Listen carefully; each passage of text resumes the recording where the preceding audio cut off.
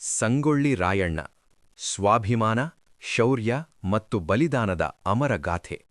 ಕರ್ನಾಟಕದ ಇತಿಹಾಸದಲ್ಲಿ ಅನೇಕ ವೀರರು ಹುಟ್ಟಿದರೂ ಸಂಗೊಳ್ಳಿ ರಾಯಣ್ಣ ಎಂಬ ಹೆಸರು ಕೇಳುತ್ತಿದ್ದಂತೆಯೇ ನಮ್ಮ ಮನಸ್ಸಿನಲ್ಲಿ ಧೈರ್ಯ, ದೇಶಭಕ್ತಿ ಮತ್ತು ತ್ಯಾಗದ ಚಿತ್ರ ಮೂಡುತ್ತದೆ.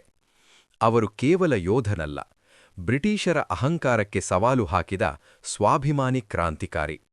1798ರಲ್ಲಿ ಬೆಳಗಾವಿ ಜಿಲ್ಲೆಯ ಸಂಗೊಳ್ಳಿಯುವ ಸಣ್ಣ ಗ್ರಾಮದಲ್ಲಿ ಜನಿಸಿದ ರಾಯಣ್ಣರು ಸರಳ ಕುಟುಂಬದಲ್ಲಿ ಬೆಳೆದವರು. ಬಾಲ್ಯದಿಂದಲೇ ಅವರು ಸಾಮಾನ್ಯ ಮಕ್ಕಳಂತಿರಲಿಲ್ಲ. ಕುದುರೆ ಸವಾರಿ, ಕತ್ತಿಯುದ್ಧ, ಬಿಲ್ಲು ಬಾಣಗಳ ಬಳಕೆ ಇತ್ಯಾದಿಗಳಲ್ಲಿ ಅಪಾರ ಆಸಕ್ತಿ ಹೊಂದಿದ್ದರು. ಅನ್ಯಾಯ ಕಂಡರೆ ಮೌನವಾಗಿರದ ಸ್ವಭಾವ ಅವರಲ್ಲಿ ಚಿಕ್ಕ ವಯಸ್ಸಿನಲ್ಲೇ ಬೆಳೆದಿತ್ತು. ಆ ಕಾಲದಲ್ಲಿ ಕರ್ನಾಟಕದ ಕಿತ್ತೂರು ಸಂಸ್ಥಾನವು ರಾಣಿ ಚೆನ್ನಮ್ಮ ಅವರ ಆಡಳಿತದಲ್ಲಿದ್ದು ಜನಸಾಮಾನ್ಯರ ಬದುಕು ಶಾಂತವಾಗಿತ್ತು. ಆದರೆ ಬ್ರಿಟಿಷರು ತಮ್ಮ ವಿಸ್ತರಣಾ ನೀತಿಯ ಭಾಗವಾಗಿ ಭಾರತೀಯ ಸಂಸ್ಥಾನಗಳನ್ನು ವಶಪಡಿಸಿಕೊಳ್ಳಲು ಆರಂಭಿಸಿದರು.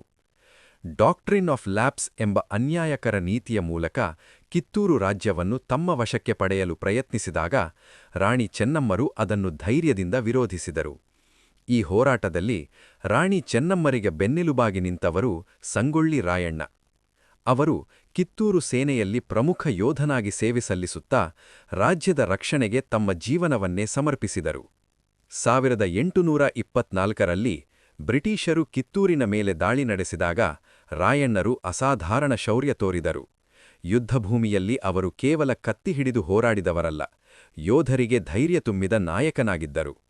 ಮೊದಲ ಹಂತದಲ್ಲಿ ಬ್ರಿಟಿಷರು ಸೋಲು ಕಂಡರೂ ನಂತರ ಹೆಚ್ಚಿನ ಸೇನೆಯನ್ನು ಕಳುಹಿಸಿ ಕಿತ್ತೂರನ್ನು ವಶಪಡಿಸಿಕೊಂಡರು. ರಾಣಿ ಚೆನ್ನಮ್ಮರನ್ನು ಬಂಧಿಸಿ ಜೈಲಿಗೆ ಹಾಕಲಾಯಿತು. ಆದರೆ ಅಷ್ಟರಲ್ಲೇ ಹೋರಾಟ ಮುಗಿಯಲಿಲ್ಲ. ರಾಣಿ ಬಂಧನಕ್ಕೊಳಗಾದರು ಎಂದರೆ ಸ್ವಾತಂತ್ರ್ಯದ ಕನಸು ಮುಗಿದಂತಲ್ಲ ಎಂದುಕೊಂಡ ರಾಯಣ್ಣರು ಮತ್ತೆ ಎದ್ದು ನಿಂತರು. ರಾಣಿ ಚೆನ್ನಮ್ಮರ ಬಂಧನದ ನಂತರ ಸಂಗೊಳ್ಳಿ ರಾಯಣ್ಣರು ಕಾಡುಗಳಲ್ಲಿ ಅಡಗಿಕೊಂಡು ಗುರಿಲ್ಲಾ ಯುದ್ಧ ಆರಂಭಿಸಿದರು. ಅವರು ಬ್ರಿಟಿಷರ ವಿರುದ್ಧ ನೇರ ಯುದ್ಧಕ್ಕಿಂತ ಚಾಣಾಕ್ಷತೆಯ ಹೋರಾಟ ನಡೆಸಿದರು. ಬ್ರಿಟಿಷರ ಖಜಾನೆಗಳ ಮೇಲೆ ದಾಳಿ ಮಾಡಿ ಆ ಹಣವನ್ನು ಬಡವರಿಗೆ ಹಂಚಿದರು. ರೈತರು, ಗ್ರಾಮಸ್ಥರು, ಸಾಮಾನ್ಯ ಜನರು ರಾಯಣ್ಣರನ್ನು ದೇವರಂತೆ ನೋಡಿದರು. ಅವರಿಗೆ ಆಹಾರ, ಆಶ್ರಯ, ಮಾಹಿತಿ ನೀಡಿ ಸಹಾಯ ಮಾಡಿದರು. ರಾಯಣ್ಣರು ಎಂದಿಗೂ ಸ್ವಾರ್ಥಕ್ಕಾಗಿ ಹೋರಾಡಲಿಲ್ಲ.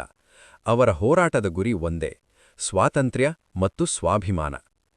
ಬ್ರಿಟಿಷರಿಗೆ ರಾಯಣ್ಣರ ಹೋರಾಟ ದೊಡ್ಡ ತಲೆನೋವಾಗಿ ಮಾರ್ಪಟ್ಟಿತು.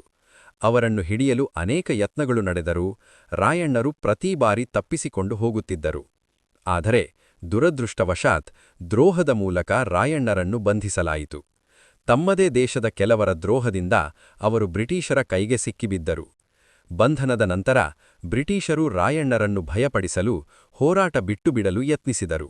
ಆದರೆ ರಾಯಣ್ಣರು ಒಂದೇ ಮಾತು ಹೇಳಿದರು: ನಾನು ಸಾಯಬಹುದು, ಆದರೆ ನನ್ನ ದೇಶಪ್ರೇಮವನ್ನು ನೀವು ಕೊಲ್ಲಲು ಸಾಧ್ಯವಿಲ್ಲ.